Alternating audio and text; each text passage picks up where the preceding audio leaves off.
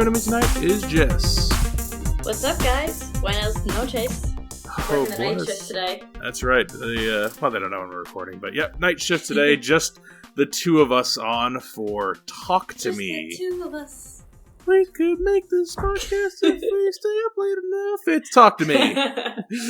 Talk to Me, the new horror movie. I've talked about it a couple of shows so far, and I kept saying, I don't think we're going to get to it. We don't have time. It's going to lose out of theaters because it's a horror movie. They're ever in theaters for a couple weeks, but we were able to squeeze it in. Jess told me she saw it, and I'm like, awesome. I will run to the theater and see it as well because I want to see it, and I want to talk about it. So that's how you heard about it, right, Jess? Or had you heard about it before I had said something? I'm sure I've seen a preview for it, and I've just nodded my head and said, "Yup, I'm going to do it. That's a Jess movie." Yeah. Yes. And I think you did tell me some other time. You probably texted me and said, "Yo, this thing got like over 95 in Rotten Tomatoes."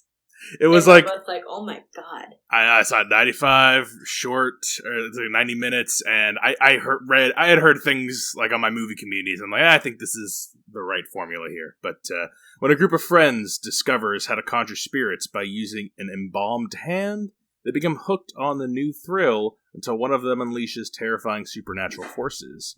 Nice and vague horror movie premise. 94% on Rotten Tomatoes with the critics. And you got why is that thing frozen now? 82% with the audience. So 94 critics, 82 audience, 7.5 IMDb. High scores. This is directed by Danny and Michael Filippo. This is their directorial debut. I don't know if those names ring a bell to you, Jess. Apparently, they're big YouTubers. Are they Australian? They are Australian YouTubers. They make the channel RackaRacka, which I have never viewed.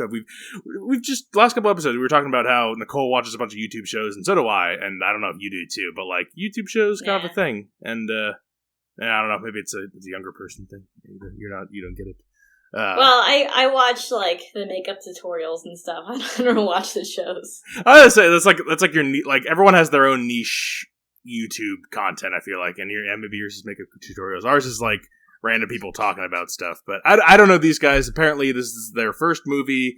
They've done other stuff, like small, like tiny stuff and YouTube stuff. One of them fought on a Jake Paul card, like one of those like YouTube boxing match things. One of them was a boxer and one of that. But they made this horror movie. It's got good reviews, and if you want to see it before we spoil it, is their genre always horror on their show on YouTube? Yeah, so their show I was reading about, I probably should have watched some of their videos just based on the movie. I was like, I would have been curious. But yeah, it's like horror comedy, live action horror comedy is what it says. So, yeah, like same kind of A24 people movies that, we typically watch. But anyway, that's what it's about. That's what the scores are. That's the background. And we're going to spoil it here now, so if you have any interest in theaters, go check it out before it's gone. It's about to be gone, so go last chance. All right, talk to me. Crowded House Party is kind of where we start, and our main characters, I mean, it's a minor ensemble cast, but I would say our main character is Mia, and she is got like a little like friend group ensemble cast of people. They're young people. Her mother has died. We learn about their whole character backgrounds, but the crux of the movie is the horror element of the movie is this embalmed hand is what they call it, but it's like plaster, that like plastery fake looking thing.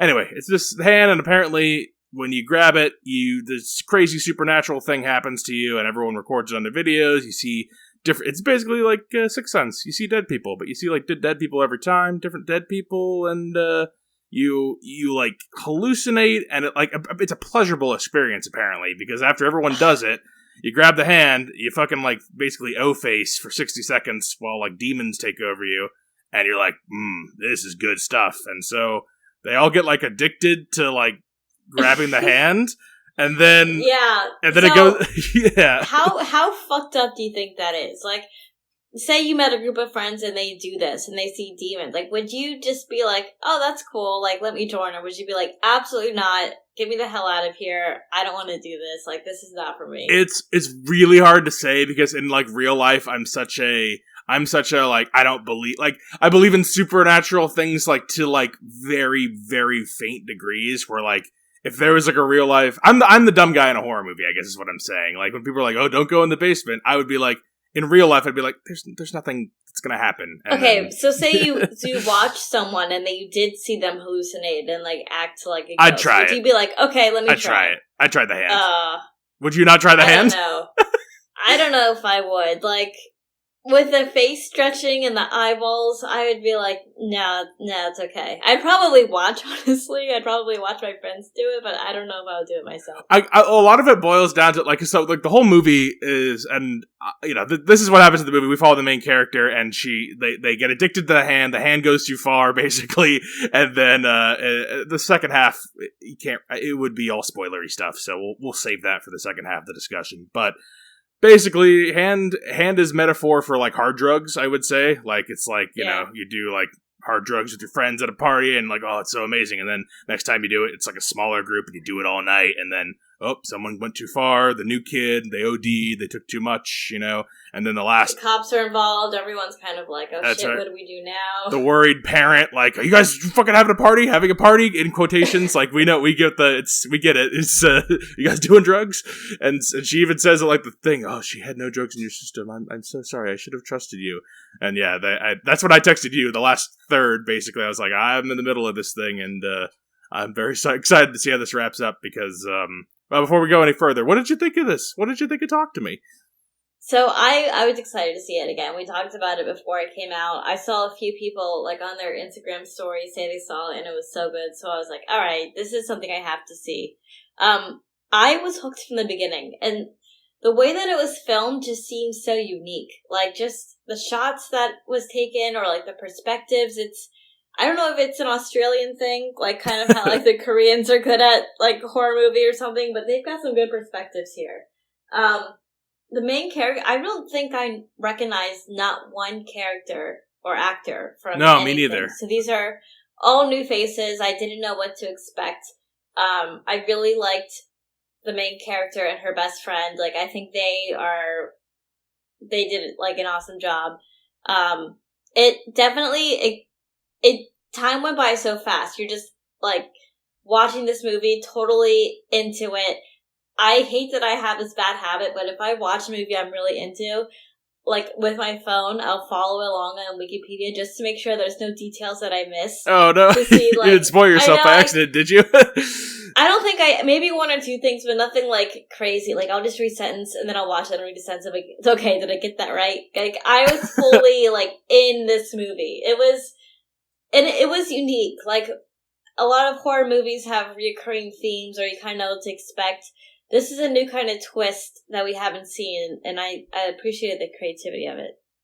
Yeah, I was watching this, and I think, the first, like, 20 minutes or so, I'm like, this is, like, okay, this is, like, pretty solid setup. I thought a lot about It Follows while watching this, and a lot about Smile. I think I like this better than both of those. I really enjoyed this a lot. This hit or beat expectations. I'm not really sure yet, but it kind of got better as I watched it. Like, I almost liked every scene better than the last. It kept getting better for me. And as it, the first, what it really is the first effective is the very first hand scene, like when it gets revealed at the party. Because before all that, we're kind of just day in the life, talking to people, hanging out. And it's good camera work. It's kind of close up. It reminds me of Duplass Brothers stuff where you're kind of close with people. And then when the hand scene happens, the first hand scene's so tense. Like, it's really well executed. I love the cameras, like, when the hands, like, up and down to the floor. Like, it makes you feel like the camera angle is from the hands POV. It's effective It does. at that. Yeah, and it makes and just, like, the makeup of them getting, I don't know, like, the ghost taking over their body. Like, their faces, the way it changed, and the way that their eyes bulge, and the way that they're choking, and their mouths turn blue. Like, that looks so realistic. That's what I gotta imagine. Like, these guys are, and this is what I'm hoping for more of these kind of movies, because these guys are YouTube guys who've made a channel for 10 years, and they're horror comedy, so I imagine, like, they've basically just been trying out bullshit for 10 years, you know, and, like, making their own little fun home movies, and you know, they get a following, they get money, they get a chance to make a movie, like a real movie, and it's basically just been practice and years, and now you get to put your practice into effect, and I think I hope that this is, like, a good pathway for more, like, young content creators that, like, aren't studio people, like, making their own stuff and then it gets noticed, and then it becomes something like this, because there's a lot of unique stuff here, and like I said before, in my opinion, it gets better. Like, when you said the last half hour, you texted me like, oh, you're in for a ride. I'm like, I already feel like I'm in for a ride. And then it did not disappoint. I really think, like, when movies, we always say, like, they have a tough time sticking the landing, especially these smaller ones. Like, we both, I think, love Barbarian, but I think we agree the last third of Barbarian's a little weak. Like, it stumbles a little bit there. Where this, I love the no stumbling. No stumbling at all. It's almost a perfect ending. It's amazing. I have almost only nothing but, like, if I had to nitpick, it drags a little here and there with the talkie. Like, it gets a little too talkie at times, but not much. I don't know. I like my characters. Yeah, I can't think of the mom stuff was kind of annoying. I don't know. So if you were, what's the friend's name? Jade? Jade is the friend, like I want to make sure I understand the relationships here. Mia's just like close family friend of Jade, and Riley's the kid, right? Riley's like the little brother. Like they're friends, and Mia kind of got lost when she lost her mom, so I think she clings to this family as her family, since her relationship with her dad kind of got estranged after her mom passed away. So I think she's kind of like, this is my family. Yeah, okay, I was a little lost at the beginning. I was like, are they siblings? And then I was like, the obvious, like, well, they're different races, so I must be missing something here. Are they adopted? No, it seemed like it, because in the first scene, like, I thought she was the babysitter. Like, she picked up Riley. And I was like, maybe she's just babysitting him or picking him up or taking him somewhere. But then you kind of realize she's just kind of like part of the family. I made a note, I said, if you want to make your characters likable quickly in a movie, have them sing songs loudly in the car to each other, like because everyone does that with their friends and family, and like immediately it makes you endearing. And I don't know, I just noticed it. I'm like, did you not think that they were going to crash that car just the way she was driving and singing? I thought that was where it's going to. Oh, you were? Like, she was just recklessly like singing, driving, like not even paying attention to the road. And then it's dark out, and I'm like, all right, is this going to start with a car crash? A horror movie too. You never know. And it's funny that you mentioned that, because no, I wasn't thinking that, but I've heard other people who watch a lot of horror movies, or especially ones who like have problems watching horror movies, say whenever someone's in a car in a horror movie, they can't help but be like, is a car crash about to happen? Is somebody going to jump in the road? Is somebody going to jump in the back seat? Or like they're just expecting something horrible to happen in a car every time in a horror movie. Yeah. Yeah, I guess you guys are more veteran horror movie watchers than me. I get suckered in maybe, but like the relationships are like on point, all quickly. And if we're talking like the arc of this movie, she's the main character. She loses her mom, and she's lost. And the metaphor for drugs, like she's uncomfortable at the party, and she takes the drugs. She takes the hand, and she's the one who's most into it. I think they even make a note at the beginning that's like, oh, you're only supposed to go for 90 seconds, and you went a little over, so, you went a little too hard your first time, kind of thing.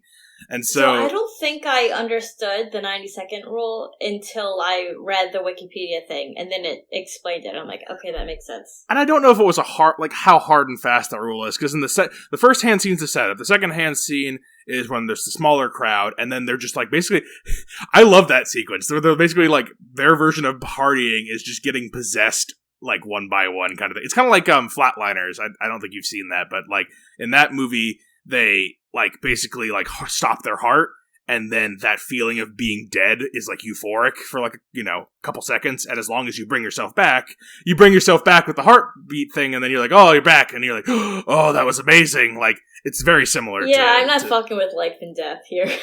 That's the whole thing. Is like, and I'm thinking back to real life. Like in real life, if I saw like hard drugs at a party, I'm at the age where like I'm not fucking doing that. I'm not gonna mess with that.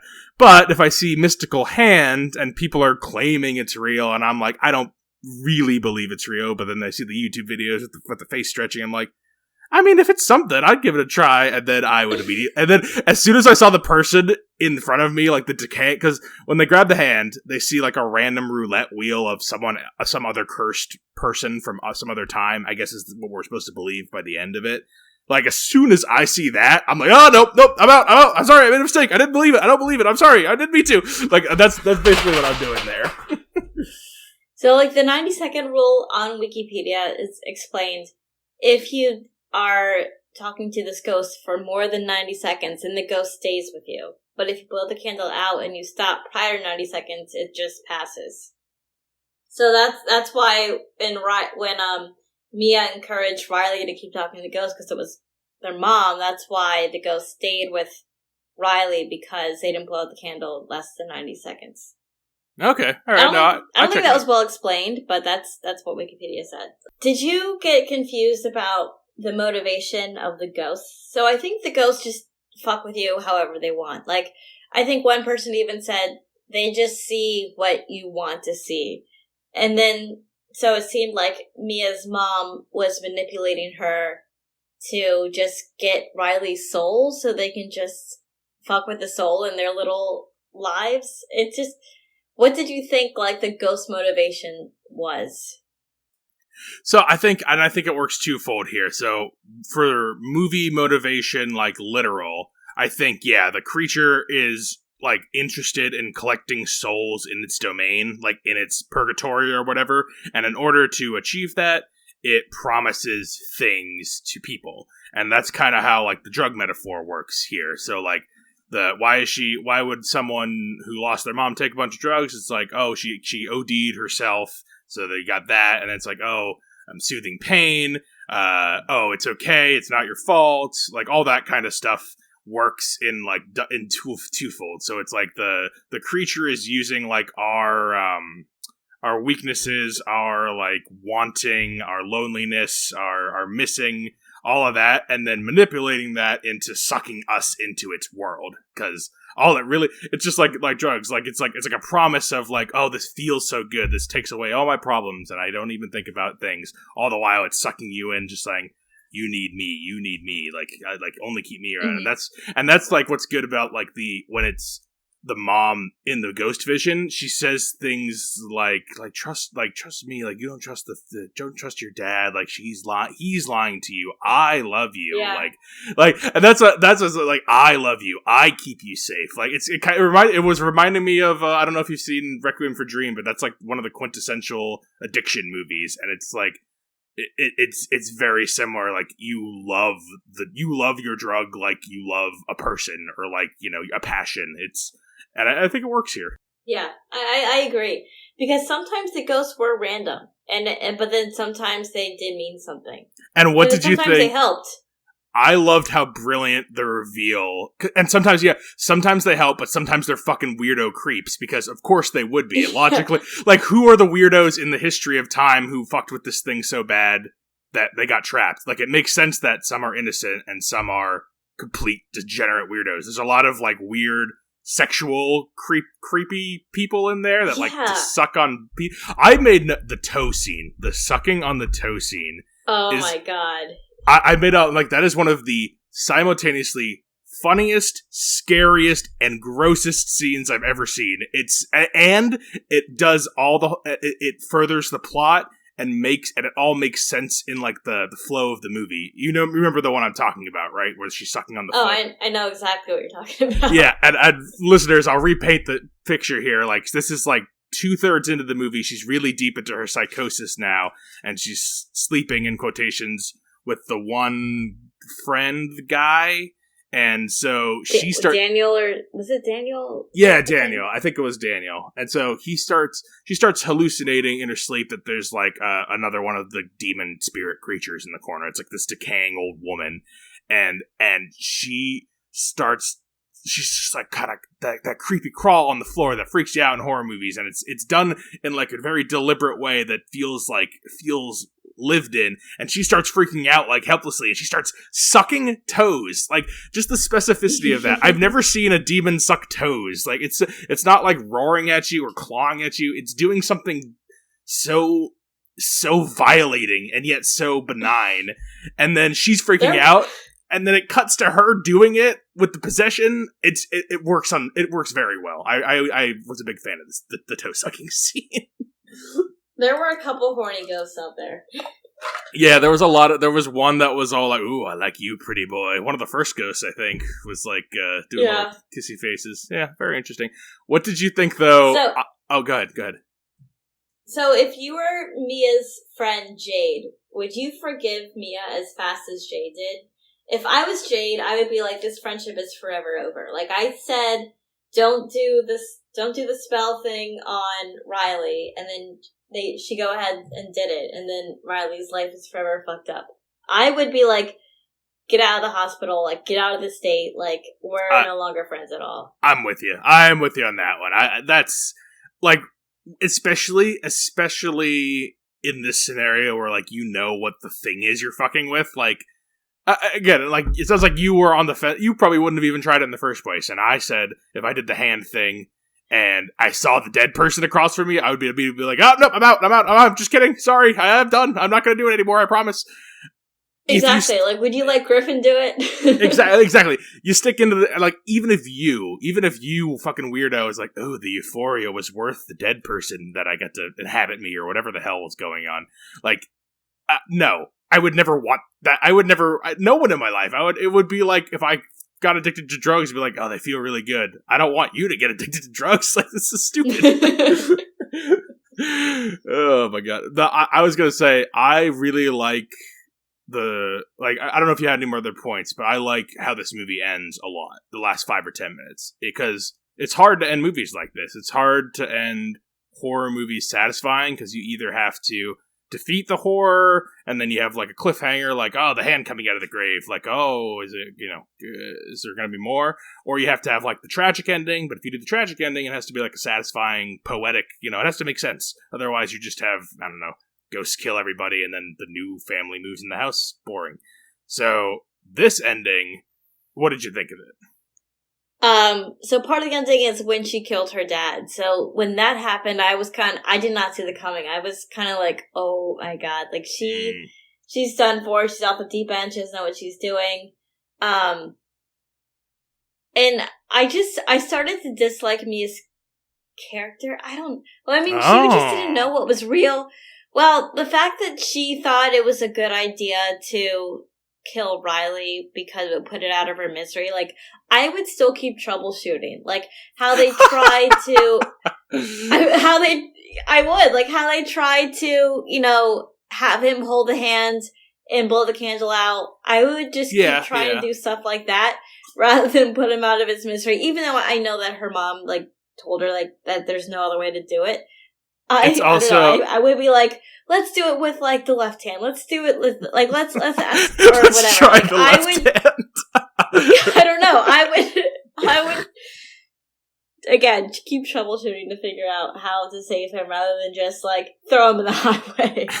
I would say, if we're fixing horror movies, I can understand that one. Although, the reason, story-wise, I forgive the choice is because we have a setup earlier in the movie that will... the kangaroo. Yeah, that's right. If we didn't have the kangaroo scene, I would 100% agree with you and be like, oh, can't we try more things? But because it was specifically that character who said, put it out of its misery, and then, like, it's basically, I bet, like, again, if you're writing a script and you get to that point, oh shit, we're at the point in the script, this doesn't quite make logical sense, how can we make it make sense? And then you go back in the script and, well, what if on the way home and when they were, driving home, they saw the kangaroo and the kangaroo was sick and it was hurt, and then there we go. And then you write that little 90-second scene and then boom, you fixed it.